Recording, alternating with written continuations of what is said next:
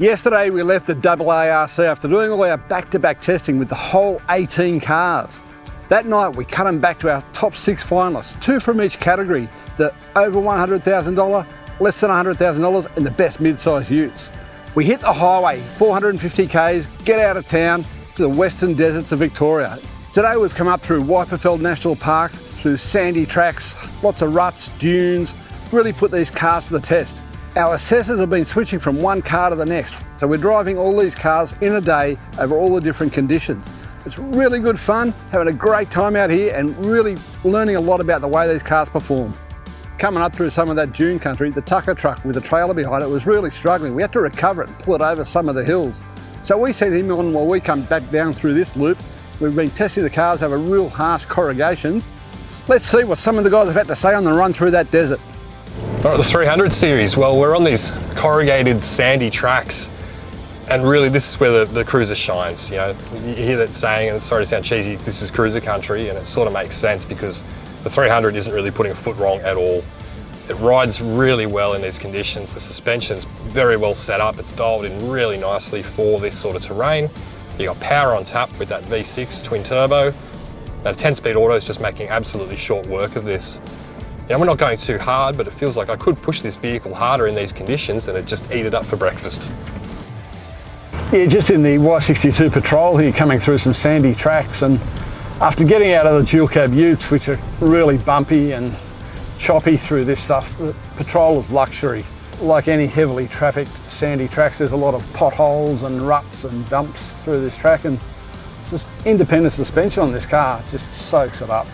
It's beautiful. It never scrapes out on any of the ruts either because you've got all that diff clearance under it. Sand gets a bit heavy, you put your foot down, the V8 has a bit of a bellow, and it's all happy days.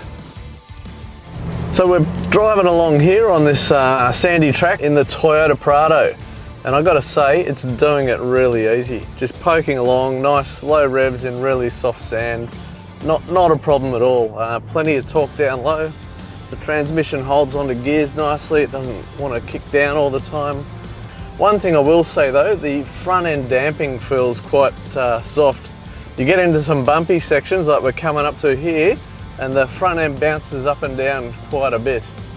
It's not too bad, but if this were my vehicle, I'd soon be putting aftermarket suspension in it. So the PX3 Ranger, I mean, it's not as luxurious as some of the other cars, and to be honest with you, it's not going to ride as well as, say, an airbag equipped Defender, but you know what? We're comparing it with the Hilux. I mean, yes, it's got leaf springs, yes, it's unladen basically, it's got a swag or something in the back. Essentially, it's not as suited to desert travel or the undulations and the corrugations, but at the end of the day, it's doing it, you know, it's holding its own, it's not lagging behind, it's not remarkably worse than any of the others, and it's a hell of a lot cheaper. So all in all, I'm pretty impressed. I haven't driven the Hilux yet on this sort of terrain, so I'm super keen to compare them, but right now the Ranger is kicking a lot of goals. I'm into it. Well, last year at 4x4 of the Year Awards, I thought this Hilux was the best Hilux I'd ever driven, and nothing's really changed. It's a bloody good car. Handles this stuff pretty easily. And you know, this tests the suspension really well, especially over a long duration. You know, just all the whoop-de-doos you go through. Pretty wrapped in the in this Hilux. It's a good mix of capability and comfort. You know, reliability. You get a good car. We're driving the Land Rover D300. Driving fantastically on the road, just in its element, just adapts to it. We've got it in sand mode. The terrain response is working great. So the airbag suspension is actually just soaking it all up. We've got it set in off-road height, so it's actually giving it about 50mm more clearance than standard, and it just rides the corrugations. You barely know it's there. So real standout, all-rounder, driving in all terrains. It just gives you so much confidence, just gets on with the job, and very pleasant drive along here.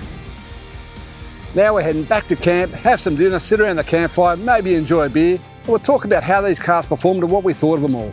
Long day today, guys. We put in some miles, a few recoveries there along the way.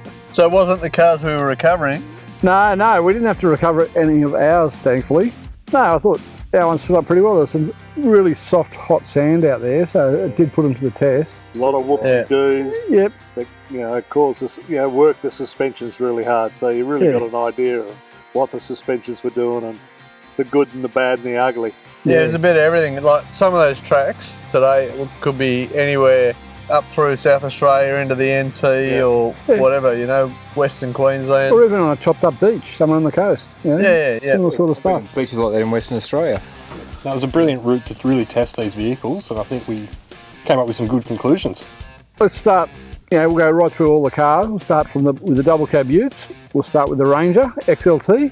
Anything that stood out? Like, because we're driving 6 cars back to back and, you jump out of one thing into the Ranger, I thought it felt quite light. I thought the steering was quite responsive and stuff.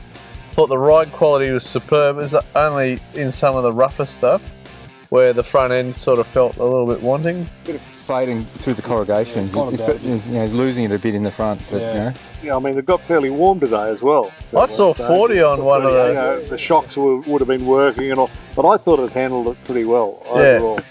Late in the afternoon, driving them both back to back on those same tracks. Yep. Whereas I was saying the Ranger was topping out, Hilux was much softer, but it wasn't as controlled.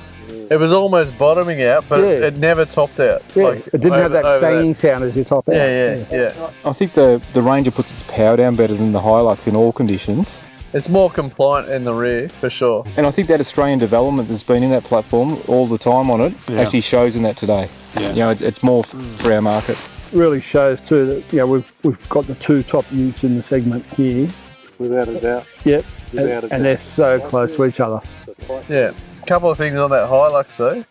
It's still got that hydraulic power steering, which feels quite heavy. And I know we're talking about the sand driving, but on the road and stuff, all those safety systems and stuff, they're a bit half-assed, if you know what I mean. Yeah, because they retain that hydraulic steering, so they can't have the lane departure, all that sort of stuff. Yeah, so it's like almost like a generation behind, even though the Ranger itself is about to be replaced by an all-new model. But as you said, you get in the 2, and the Hilux feels a little bit classier, It does. It's got a bit more bling around the dash, and the car we've got here, the spec level is it's got the leather seats and stuff like that. So because it's a newer interior. Yeah. It is a newer car. I wonder what's going to happen in 6 months when that next Ranger's there, though. Wow. Yeah, and I think there'll be a lot of people getting them on a run-out deal. When the new one's coming out middle of the year, there'll be some good deals happening on those in the run-out. They always say buy the last of the model, don't they? Yeah. So it's still a tough call. We've got a few days to go, and I can't pick between those 2 cars yet. No, not yet. It's too early yet. Yep. Next grade up, we'll go to the sub $100,000 mark. They're very different vehicles, aren't they? Yeah, definitely. The Patrol and the Prado. V8 petrol, 4-cylinder diesel. Can't be more polar apart. They do the same job, but they just do it so differently. Yeah, absolutely. Yeah, the Prado's very understated. It just gets on with the job. Soft, smooth, compliant. And it's solid. Yeah, it's solid. The car feels like quality. Everything it goes over, it doesn't rattle. There's nothing loose about it. It's a solid thing. You can see why it's so popular. Yeah. And that engine works really well. It's like heaps of grunt. Yep. It actually feels a lot better in that car than the Hilux. It does. Well, it's got the power it needs now. Before it was so doughy, but it doesn't have a V8. That V8 that V8 is so good. There's something special in it. So much fun. It sounds great.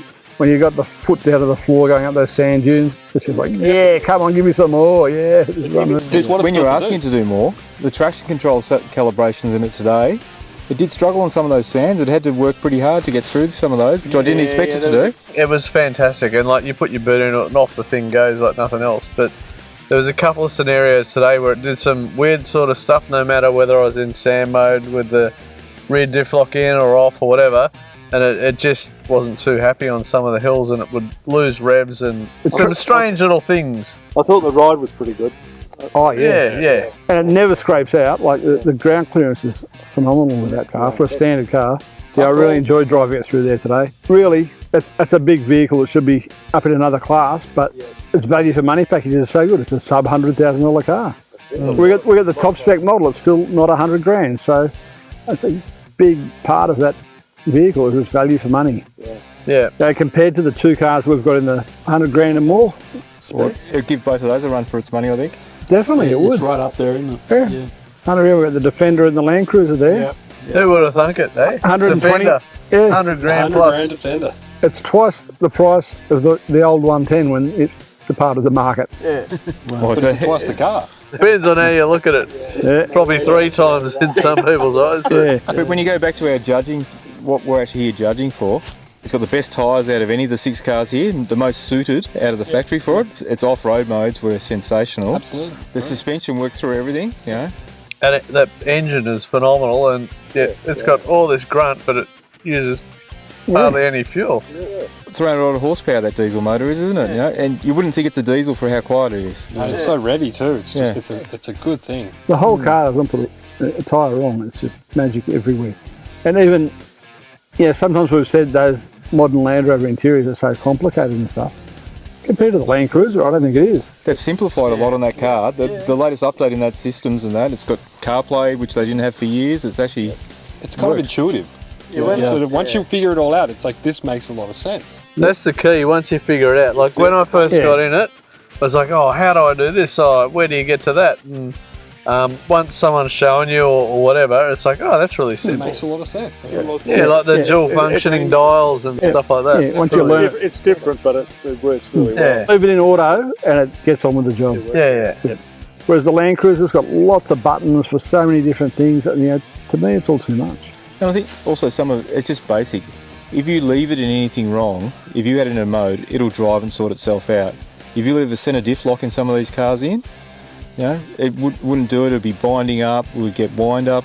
It's actually there, so it just works. No, I'd like to have a manual centre diff lock in the Land Rover. I think it'd be great, and also rear diff lock. I suppose the elephant in the room though is accessorising it for Australian conditions. That's right. Yeah, we're out here. We saw a couple of wallabies down at the Anglesey end of the track, but The big route today at the end too. Yeah. What's everyone asking about the 300 series? The engine's brilliant. engine's beautiful. Very nice, for sure. And it doesn't sound like a V6. No, It's got a bit of but rumble to it. a couple of times today, coming out the dunes, I put my foot down and I thought, yeah, this is so nice. Yeah. And I've actually thought that a couple of times over this whole test over the last week. Yeah, we've been spoiled for choices on engines this week. Yeah, absolutely. There have been some sensational ones. The Mercedes-Benz engine, the Land Rover one, the Nissans. The Chevy. Even the Chevy is 6.2. Yeah. Some brilliant engines. Yeah. A Chevy motor, push rods. But how good is it? 2 valves per cylinder. Yep. But I've got to say, I think from my point of view, it's that top of the line cars, the Defender and the 300. It's got to be really the hardest to choose from. Yeah. It's going to be very It's really tight. got to be hard to split them. Well, we've got another few days ahead of us. Yep. So tomorrow, first thing, we're going to take them back out to that soft sand hill where we were this afternoon. The cars were getting a bit stuck out there, really struggled. I want to have another look at that. And then we're going to head up to the river country, into the Riverland, towards Pooncarie tomorrow night. And we go up into the lakes area, all full of water at the moment. Should be spectacular. Oh, that'll be nice. Looking forward to seeing that. Spot. Then, Yep. And then up into the Barrier Ranges around Broken Hill and north of Broken Hill. Yeah, it's really mountainous, rocky terrain up there, so all different again. Another couple of days of good testing, different terrain. Get these cars out there and let's find a winner. That concludes our drive through the Western Victorian deserts, where there was that one sand dune there at the end that really got some of the vehicles stuck. So we're going to head back there in the morning and see what the cars can do before we head off into the New South Wales outback.